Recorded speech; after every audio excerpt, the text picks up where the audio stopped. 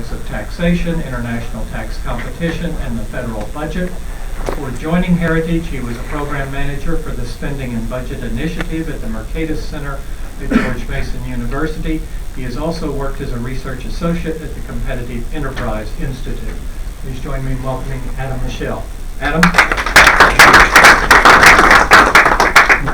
Thank you all for coming out to hear about tax reform and the business take on what tax reform means for the American economy.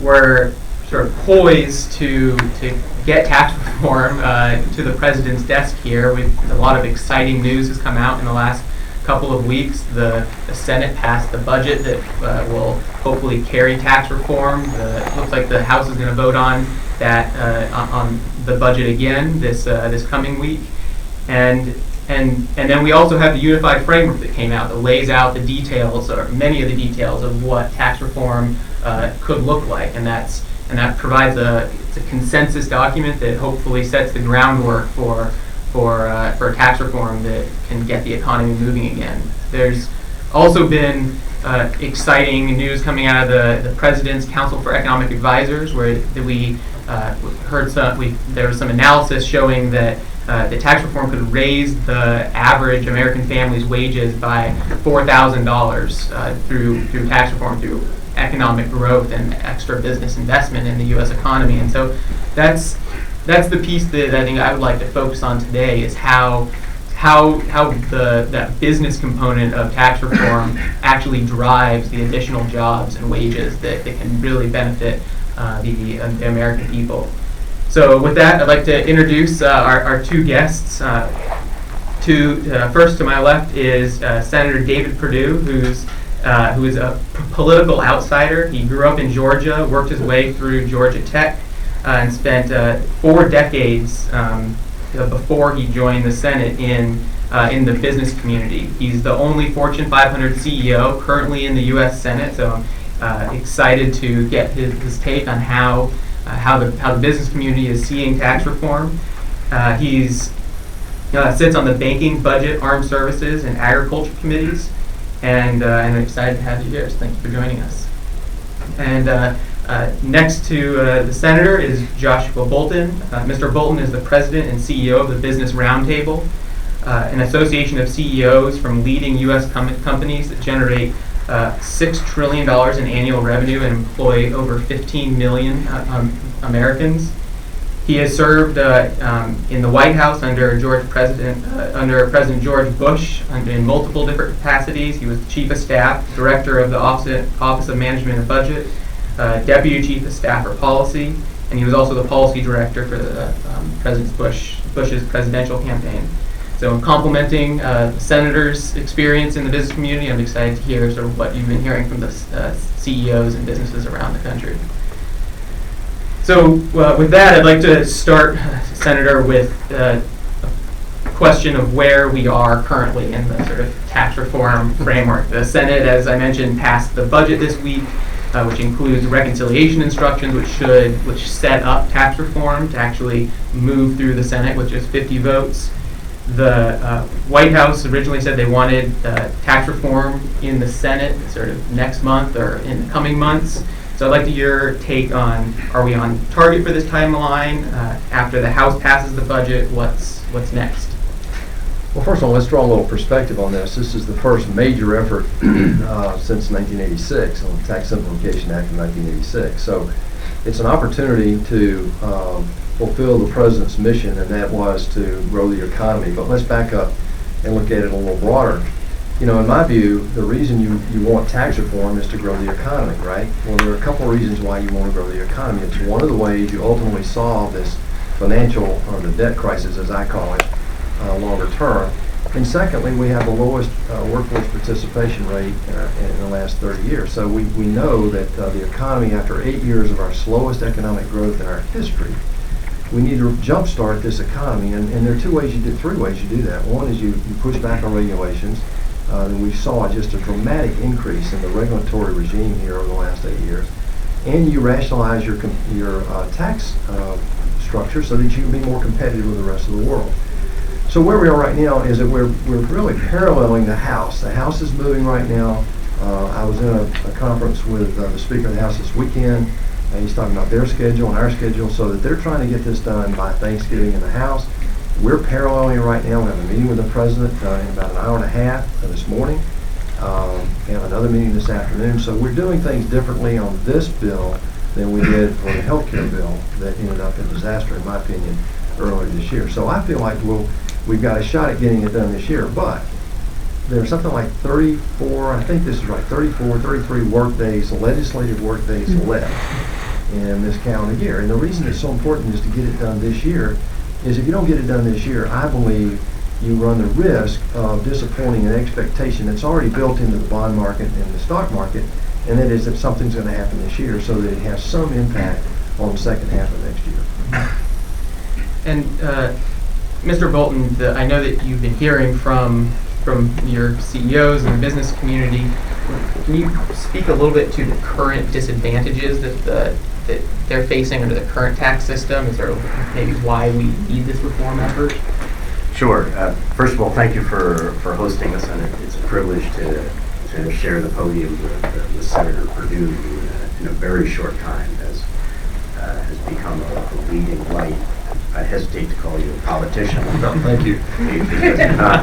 He's become a leading. He's become a thought leader in the Senate in a very short time on a lot of important economic issues. And I know, speaking for the 204 CEOs that make up the Business Roundtable, that they're very glad that somebody like Senator Perdue, who was in their ranks, brings his experience to the Senate. Especially on an issue like tax reform, which is the most important issue by far for the business community, for the job creators in America. The business community has, for decades, been saddled with an uncompetitive corporate tax code. We currently have when you combine both the federal 35% rate and the average state tax rate, our businesses face a combined 39% tax rate. Most of our companies paying something actually pretty close to that, even when all the deductions and exclusions are taken into account. With that rate, we are by far the highest among developed countries. The average OECD corporate tax rate is 23%. We're all the way up in the high 30s. So everybody else has moved ahead of us, and has every other OECD country, I think except one, has over the last couple of decades competitively lowered their corporate tax rate while ours has remained the same. Which means that the United States is not a competitive place to put your company. Ernst & Young did they call it EY now, Ernst & Young, EY did a study that took a look at the effects of our current tax rates on where businesses place themselves. And they found that had we had a competitive tax rate, more like that OECD average rate of 23%, over the course of the last little bit more than a decade, we would have had 4,700 more businesses stay in the United States rather than go overseas. Here's the other part of that equation. Over the last decade, if we'd had that competitive tax rate, we would have had around $200 billion more foreign direct investment in the United States. So the corporate rate alone has really made the United States uncompetitive. It's incented companies to move overseas, and it's put a burden not really so much on the CEOs or the shareholders, because our companies are still profitable. The burden falls on the wage earners, because with that high tax rate, our companies are not able to invest as much in the United States as they otherwise would, nor are they able to provide as many jobs as they otherwise would. The Senator made reference to the very sluggish and historically anemic recovery that we've had since the 2008 recession. You have to put a lot of that problem right at the doorstep of our. And what gives me hope that we'll actually get this tax bill done is that we're actually using the static score. That's a new term for me. I didn't know what that was 3 years ago. But it just means you're not taking into account what Josh mentioned, and it is the dynamic impact of growth by making the tax change. Let me give you an example. If you eliminate the repatriation tax, let's say you bring $1 trillion back. Well, that's equity. That's profit. That's equity. And so if I bring that back, and this is what we were fighting at the company I was running, was, well, that's equity. We're going to lever that up, put leverage on it maybe 3 or 4 times as it gets invested.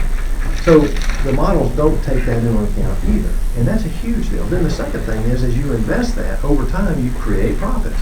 We pay dividends. Those dividends get reinvested back in the economy, but you also make profits that you'll reinvest in training and building equipment and all that. And so that doesn't get counted. So this is a geometric progression of growth based on a one-time transfer of profit. Mr. Bolten, I know that you've recently put out a survey of your CEOs, sort of asking them what tax reform could do for them. Sort of what changes would you make if tax reform went through? I'm sure this is one of the things that they highlighted. Is there can you tell us what you're hearing? We surveyed all of our CEOs. We got a high response rate back, and the results, I think, were pretty remarkable. We asked the CEOs, what would you do with hiring and capital spending if a tax bill went through that resembles basically the agreed framework that's now on the table?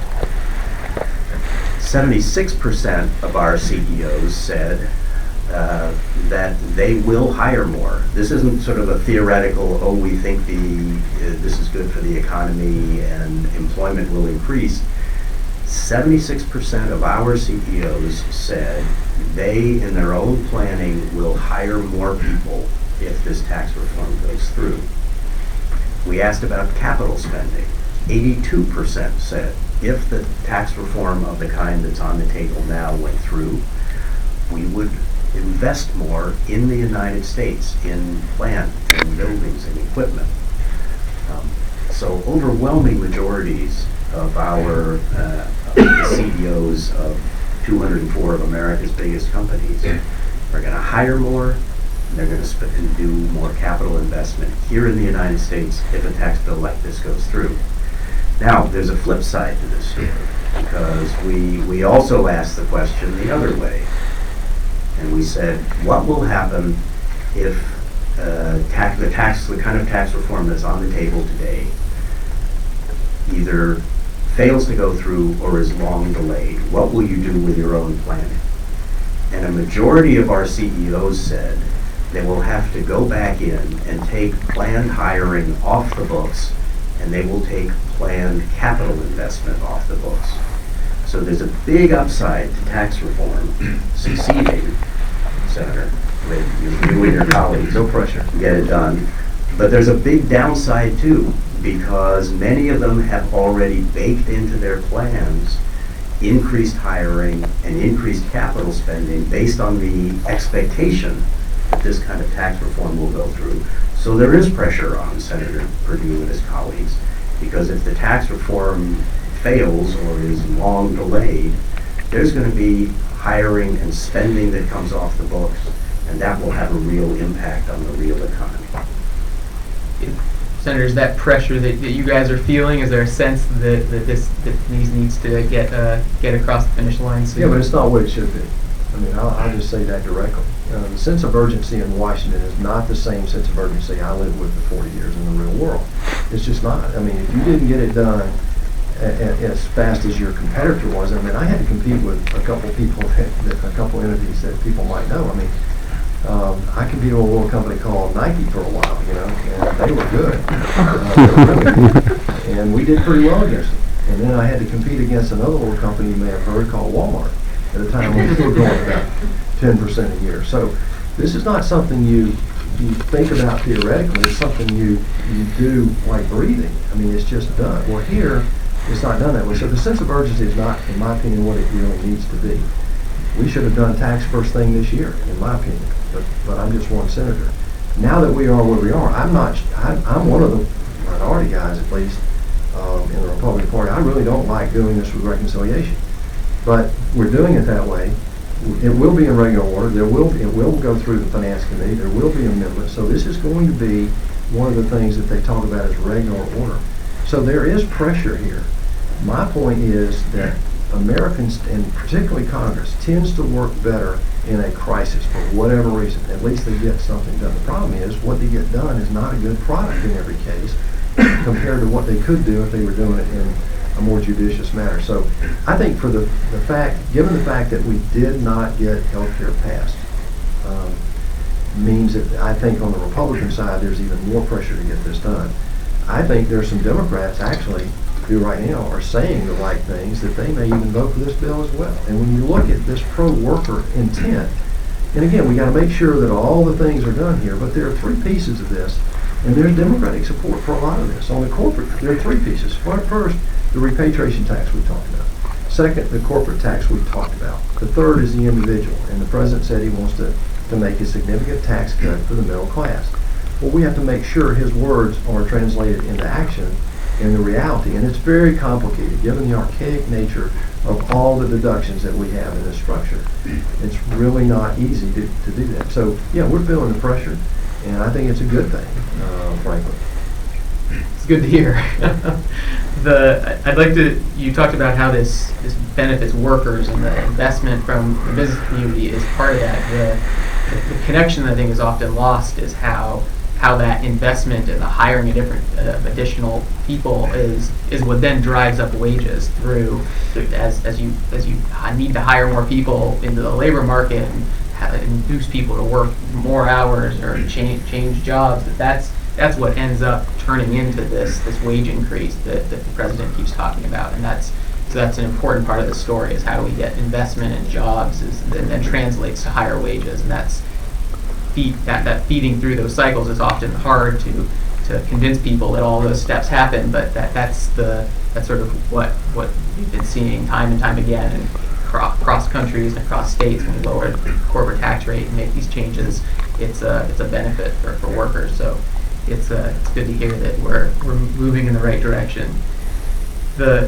We talked about this international component and the repatriation tax. There's also mention in the framework of international minimum tax or other changes on the international side. I'd love your opinion from both of you on sort of what other sort of base erosion rules you think are on the table that might be part of the package, and the maybe pros and cons of what's being discussed. I think I'll let the director of OMB take a shot at that first. Yeah, thank you, Senator. Look, there's a lot of stuff that's on the table that we've heard about. Minimum tax is on the table. Limiting the interest deduction is on the table. There are a variety of other things. On the personal side, the state and local tax deduction is on the table. So these aren't particularly welcome. No offset is particularly welcome. But the CEOs that I represent understand that that's a necessary part of tax reform. That you're going to need some offsets if you're going to substantially lower the rate, if you're going to shift, as the senator was describing, to a real territorial system that doesn't have a repatriation tax in it. Then you're going to need some offsets in the tax code, and the ones I mentioned are the ones that are most prominently featured. And the CEOs, they'll come out differently depending on how the offsets come out. The senator mentioned that he was in one business that was paying a 37% effective rate, another one was paying a 17% effective rate. And then we have companies all in that range in the Business Roundtable. But they are unanimous on this point, and that is that all of those moving pieces, if can and should be moved, if the product is a substantial lowering of our overall rate to a competitive level, and a shift to a territorial system of taxation. They won't do equally well under that. Some will experience a tax increase, maybe even some will experience a tax cut. But the important part is that we will have a competitive system here in the United States where you're not penalized because you happen to be headquartered in the United States, either because you're paying that high tax rate or because you can't bring your overseas profits back into the United States and invest them properly. Let me add a little, I agree with everything that was said there. Every CEO that I've talked to wants to push the rates as low as we can, corporate rates, at the expense of the deductions. I mean, they'd love to see all the deductions, go away, but you got to lower the tax rate as well. And so it's the effective rate that they're worried about. And look at the U.S. effective tax rate. Even with the effective rate, we're still much higher than the rest of the world. So we have a lot of room. The good news is that we know that when we do this, what results will happen. In the UK, back in 2009, they reduced their corporate rate from 30 to 20, and they eliminated their repatriation tax. Well, what happened was now we have companies being purchased in the U.S. moving their corporate headquarters to London. And when I lived in France in the late 70s, London was the most expensive place in the world to do business. But because they've changed their structure now, it's an attractive place to put a corporate headquarters. But let me put this in perspective. Today in our U.S. economy, it's about a $19 trillion, $20 trillion economy directionally. We have about $6 to $7 trillion of capital not at work in our economy today. At the same time, we have the largest Fed balance sheet in history, really, $4.5 trillion. And it really hasn't brought a lot of growth. You heard the director talk about the last decade has been this recovery has been the weakest recovery in our history. And regulation is a part of that, but the tax code is just an insidious drag on that potential growth. It's caused, those two things have caused $6 to $7 trillion, to not be a working economy. You've got the Russell 1000, many of whom are his members, some of whom are his largest liquidity positions in history. You've got small banks and community banks and regional banks who had nothing to do with the 08 recession or 08 financial banking issue because of additional reserve requirements. They've got large balance sheets as well, and then you've got this unrepatriated profit. So we believe that if that money had been invested over here, the number of companies, you mentioned the number, it was a staggering number, would still be in the United States. Well, those are American jobs. And if those companies were still here, just like our decision to invest in the U.S. or invest where the money was simply included things like training, retraining, development cost of our workforce.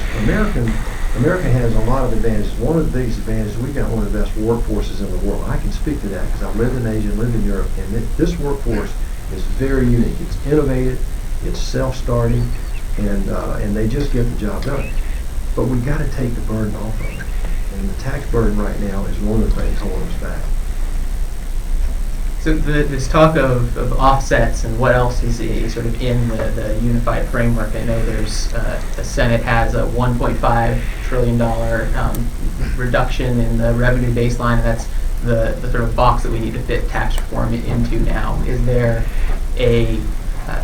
what's sort of your take, Senator, on that process of actually fitting this full tax reform package into the reconciliation instructions and that those trade-offs are going to look This like? is what happens in a political environment. I'm learning. I've only been doing this a couple of years, but people use numbers very loosely in this town. It's incredible.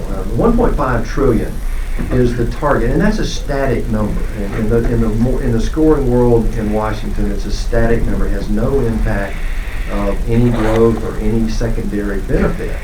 It's just the cost. And so you'll hear the opponents of tax revision scream about, oh, you're adding to the debt, you're adding to the debt. Well, in my experience in these turnarounds, and that's clearly what this is, the slowest growth in American history is where we are right now. If you want to make a turn out of it, that's a turnaround. And I've been through some pretty big, messy turnarounds. I was never able to cut my way out of it. I was never able to raise prices, which is the parallel of a tax increase, to solve it. The only way we were able to dig out of that was to grow out of it. Now, growth in our American economy won't solve a $20 trillion debt, okay? But it will absolutely help. And there are 4 or 5 other things that we need to do, including saving Social Security and Medicare to do that. But right now, what we have an opportunity to do is to absolutely get a return on whatever deficit spending is necessary to get competitive with the rest of the world. Let me give you an example. If you lower the corporate tax rate, eliminate the repatriation, which I argue we're not collecting anything on anyway, and you lower the individual tax, you're going to get a stimulative impact on the economy. We don't know how much, but we know it'll be something. If you grow the economy 0.4%, it's less than 0.5%, you more than pay for the 1.5 trillion. I'm not saying that this thing's going to cost 1.5. It might cost a little less, it might cost a little more, but I know if you do the things we're talking about, we'll grow the economy more than 0.4% higher than what we've been in the last 8 years. There's no doubt about it. And the biggest beneficiary of that is the American consumer and the American worker. I can't say that too many times. It sounds like we're going to give more dividends to the shareholders. Well, that may happen, but that gets reinvested as well. But in the meantime, I know in my experience at Reebok, I would have been training workers at Dollar General. I would have been training workers. That's a big part of what we don't talk about in this equation. Thank you. That's the sort of feedback of the growing economy, raising wages is sort of what we keep coming back to, and I think that's important. I've got one more question, and then we're going to open it up to audience questions. So if you have anything, be thinking of it. But Mr. Bolten, I know that we've seen tax reform sort of come through Washington before multiple times. It's been 30 years since the last time we really saw a full reform. Is there any lessons that we can learn from past reform efforts, things that you sort of, maybe mistakes you're seeing us repeat again, or things you're optimistic about that sort of shows us that this reform effort may actually sort of get all the way across the finish line? Yeah, I'm very optimistic about it. You'll be very surprised to learn that despite my youthful appearance, I was a staffer on the Senate Finance Committee in 1986, which was the last time that tax reform was done. That's not 30 years ago, that's 31 years ago, the last time we did it. And in 1986, there was a confluence of events that actually made it possible to do tax reform in the way that the senator was saying he'd prefer, which was on a bipartisan basis. We had a Republican president, a Republican Senate, and a Democratic House, and the stars aligned in a funny kind of way. Only after they had experienced, the chairman for whom I was working had experienced complete disaster with the tax reform plan he was originally pursuing. Very different political environment today, and it's a shame that we don't have the opportunity for the kind of bipartisan buy-in that would be helpful on this occasion. But the stars are aligning in this respect, and that is that we have a Republican president, a Republican House, and a Republican Senate, the leadership of which all agree on basically the same outline of a tax reform bill. We also have a situation in which the people in this country know that we are underperforming our potential very badly. And I think the senator's constituents will understand, and Senator Perdue in particular, because he's a very good communicator on these issues, that one of the reasons this country has been underperforming at least since the Great Recession of 2008, but well before that as well,